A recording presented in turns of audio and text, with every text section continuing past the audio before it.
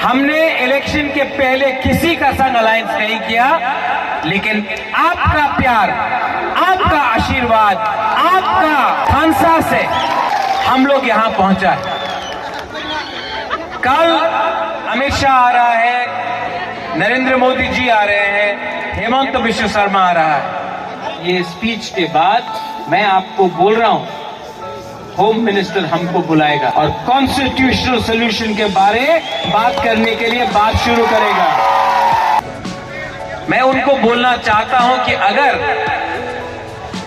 आप हानि बुसा से उनका अधिकार के लिए बात करेगा तो हम लोग दिल खोल के बात करेंगे, लेकिन अगर आप त्रिपुरा में हानि बुसा को छोड़ के राज करना चाहता है, किसको एमएलए बनाना है, किसको मंत्री बनाना है, नहीं होगा। हमको कैबिनेट के बारे में बात नहीं करना है, कौन क्या मंत्री बनेगा वो बात नहीं होगा। आप हमसे अगर बात करेंगे कॉन्स्टिट्यूशनल सोल्यूशन का, हमारा 14 लाख तिपरासा के बारे में बात कीजिए, बुबाकरा ready. I am proud to be a Tiprasa. शर्म नहीं है, आज खुल्लम खुल्ला बोल सकता हूं कि Pradyot Bikram Manikya is proud to be a Tiprasa, proud to be a